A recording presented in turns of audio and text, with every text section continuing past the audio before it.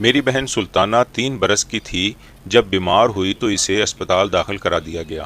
امی جان اسپتال میں نوکری کرتی تھیں، تب چھوٹی کی دیکھ بھال مجھے کرنی پڑتی تھی۔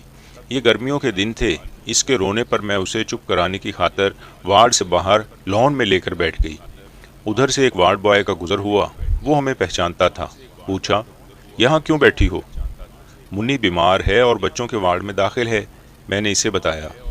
امی کی ڈیوٹی زچہ بچہ وارڈ میں لگی تھی، وہ 2 3 بار آ کر ہمیں دیکھ جاتی تھیں۔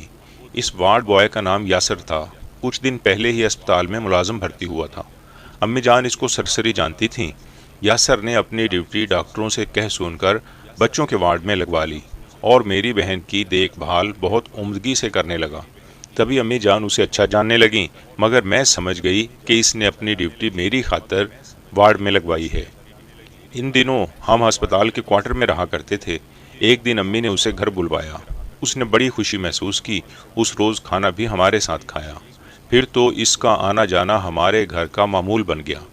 یاسر میں ایک خوبی یہ تھی کہ جھوٹ کو سچ کی طرح بولتا تھا اور بہت نرمی سے کلام کرتا تھا۔ وہ ہمارے گھریلو مسئلے بھاگ دوڑ سے حل کرنے لگا۔ والد صاحب کی وفات کے بعد ہمارے گھر میں کسی مرد نے قدم نہیں رکھا تھا، یاسر نے ان کی جگہ لے لی۔ ہمارے گھر کا بوجھ وہ اس طرح اٹھانے لگا جیسے یہ اس کا گھر ہو۔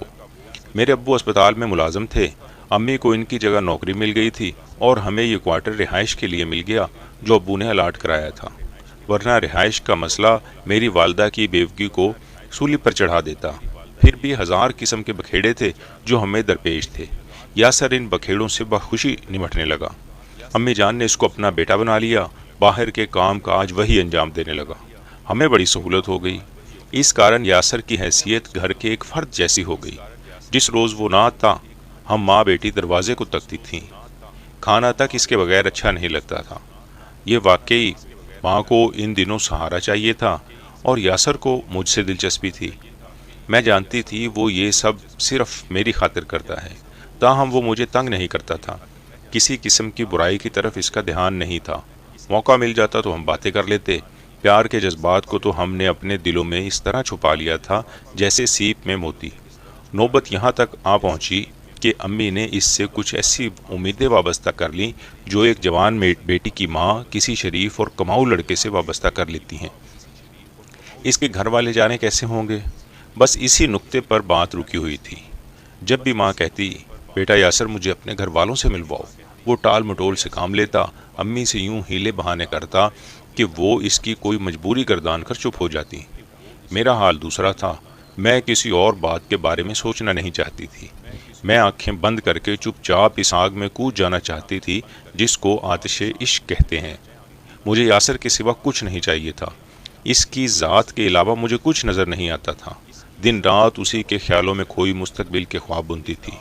لگتا تھا وہ بھی میرے علاوہ کسی اور کے بارے میں نہیں سوچتا۔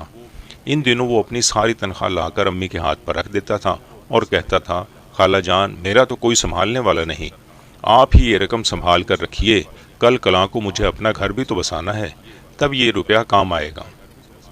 جب بھی اس کو موقع ملتا وہ کچن میں آ جاتا اور کہتا، لمبی لڑکی سن، تیرے بغیر زندگی گزارنے کا خیال بڑا تکلیف دہ ہے۔ تم مجھے بہت اچھی لگتی ہو، کب مجھ سے شادی کرو گی؟ کب تم میرا گھر آباد کرو گی؟ یہ سن کر میں شرما جاتی، چہرہ سرخ ہو جاتا۔ میں بھی تو یہی چاہتی تھی کہ اس کے ساتھ گھر بساؤں۔ تب میں کہتی، امی سے کہو، انہی سے پوچھو، مجھے کیا پتا۔ امی کے تو وہ حکم کا غلام تھا، ہمہ وقت منتظر رہتا کہ کب وہ کوئی کام بتائیں اور یہ دوڑا جائے۔ اتنا تابع دار داماد پا کر ماں ہر غم بھول سکتی تھی۔ میں جو ابھی 16 برس کی تھی، اس کو 16 پہاڑوں جیسی لگتی۔ یاسر سے رشتہ طے ہونے کے بعد بالکل ہلکی پھلکی اور بے وزن لگنے لگی۔ رشتہ مانگنے یاسر کی پھوپھی آئی تھی، کیونکہ اس نے یہی کہا تھا کہ ایک پھوپھی کے سوا اس کا دنیا میں کوئی نہیں۔ اکتوبر میں شادی تھی اور یہ ستمبر کی بات ہے کہ خالہ مہتاب امی کے پاس کسی کام سے آ گئی۔ یہ عورت آج سے 8 برس قبل میری دادی کے پڑوس میں رہتی تھی۔ مہتاب کے ساتھ ماں کی واقفیت بہت تھی۔ اس دن یاسر بھی ہمارے گھر بیٹھا ہوا تھا۔ وہ دوپہر کا کھانا کھا رہا تھا جب مہتاب آئی۔ اس نے یاسر کو غور سے دیکھا، تبھی وہ اٹھ کر باہر چلا گیا۔ بانو یہ کون ہے؟ ماں نے بتایا، میرا ہونے والا داماد ہے، اگلے ماہ اس کے ساتھ شبنم کا نکاح کر رہی ہوں، کہو اچھا ہے؟ ہاں اچھا تو ہے۔ خالہ مہتاب سوچ میں پڑ گئی، اور جب ماں چائے لینے کچن میں گئی تو خالہ نے مجھ سے کہا، تیری ماں سے نہیں کہتی کہ تیرے ارمانوں کا خون ہو جائے گا، مگر بیٹی حقیقت یہ ہے کہ یہ موہ شادی شدہ اور 3 بچوں کا باپ ہے۔ آگے تو خود سوچ لے کہ تو آپ بڑی سیانی ہے۔ خالہ مہتاب کی یہ بات سن کر میرے دل کی دنیا اجڑ گئی۔ میں ایسے گمسم ہو گئی جیسے موت نے اپنی پرچھائی مجھے دکھا دی ہو۔ مجھ پر بجلی تو نہیں گری، مگر اس خبر سے سر سے پاؤں تک جل کر راکھ ہو گئی۔ 2 دن تک میرا کلیجہ دکھتا رہا اور میں اس بات کا کسی سے ذکر نہ کرتی تھی۔ تیسرے دن میں بیمار ہو گئی اور ماں نے مجھے اسپتال داخل کرا دیا۔ شام کو ایک نرس نے مجھ سے پوچھا، کیا تیری ماں تیرا نکاح یاسر سے کر رہی ہے؟ کیا اس کو خبر ہے کہ اس نے پہلے بھی ایک شادی اپنی مرضی سے کی تھی اور یہ ان کی محبت کی شادی تھی؟ لڑکی کی منگنی کہیں اور ہو چکی تھی، اس لیے یہ لڑکی اپنے گھر والوں کو چھوڑ کر یاسر کے پاس آ گئی تھی۔ پھر دونوں نے عدالت میں نکاح کر لیا۔ خاندان بھر میں ان پر بڑی تھو تھو ہوئی، پر اب تو ان کے 3 بچے ہیں۔ اس کی بیوی کے گھر والے تو آج بھی ان دونوں سے نہیں ملتے۔ اس انکشاف سے میں اور بھی حیران ہوئی۔ میں نے نرس سے کہا، آپا کیا تم مجھے اس کی بیوی سے ملوا سکتی ہو؟ کیوں نہیں، کل ہی لو۔ اگلے دن ایک خوبصورت سی لڑکی وہ میرے پاس لے آئی۔ اس نے بتایا، یاسر میرا شوہر ہے، اور جب سے اس کا تم لوگوں کے گھر آنا جانا ہوا ہے، اس نے میری زندگی کو عذاب بنا دیا ہے۔ گھر اور بچوں سے غافل ہو گیا ہے۔ میں بہت پریشان رہتی ہوں، کچھ کہتی ہوں تو مارنے کو دوڑتا ہے، حالانکہ ہماری محبت کی شادی ہے۔ میں نے اس کی خاطر گھر بار، ماں باپ، ہر کسی کو چھوڑا تھا، مگر اس نے میری ساری قربانیوں کو بلا دیا۔ آج کل تو یہ ایک پائی گھر میں نہیں دیتا۔ خرچ کے لیے میں نے زیور اور گھر کا سامان تک بیچ دیا ہے۔ اب فاقوں تک نوبت آ چکی ہے، مگر یہ بے رحم گھر نہیں آتا۔ مجھے کہتا ہے اگر تم نے میرا پیچھا کیا تو طلاق دے دوں گا۔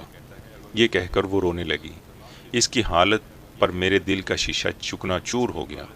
وہ شخص جس کو دیوتا جان کر میں نے اپنے من کے سنگھاسن پر بٹھا رکھا تھا، اس کا بت گر کر پاش پاش ہو گیا۔ میں سوچنے لگی، ایسے لوگ محبت اور اعتبار کے قابل کیسے ہو سکتے ہیں؟ یہ انسان نہیں، حیوان ہے۔ اس حیوان کے ساتھ میں اپنا گھر آباد کروں گی، جس کو اپنی بیوی بچوں کی پرواہ نہیں، جو انہیں کل چھوڑ چکا، کل کسی اور کی خاطر مجھے بھی چھوڑ دے گا۔ تب میں نے سوچا کہ میری زندگی میں تو کوئی اور نوجوان آ جائے گا، لیکن اس عورت کا کیا بنے گا؟ میں کسی اور کا گھر نہیں اجاڑوں گی، کہ گھر تو بستے ہی اچھے لگتے ہیں۔ جو کسی کا گھر اجاڑ کر اپنی دنیا بسا لے، وہ انسان نہیں ہو سکتا۔ تب یہ فیصلہ بہت مشکل تھا، مگر میں نے یہ فیصلہ کر لیا کہ میں یاسر سے شادی نہیں کروں گی۔ اس عورت کے آنسوؤں نے میرے دل پر اثر کیا تھا کہ ان آنسوؤں میں سچائی کی طاقت تھی، جس نے مجھے اس کے ساتھ ایک اندیکھے رشتے سے باندھ لیا تھا۔ میں نے اس سے وعدہ کر لیا کہ تمہیں تمہارا یاسر لوٹا دوں گی۔ میں کمسن تھی مگر کم عقل نہیں تھی۔ یاسر کو دل و جان سے چاہتی تھی، مگر میں نے یہ مشکل فیصلہ کر لیا۔ ماں کو بھی بتا دیا کہ یہ دھوکہ ہے، اب آئے تو اس کو گھر میں گھسنے نہ دینا۔ کیسے بتاؤں کتنا دکھ ہوا۔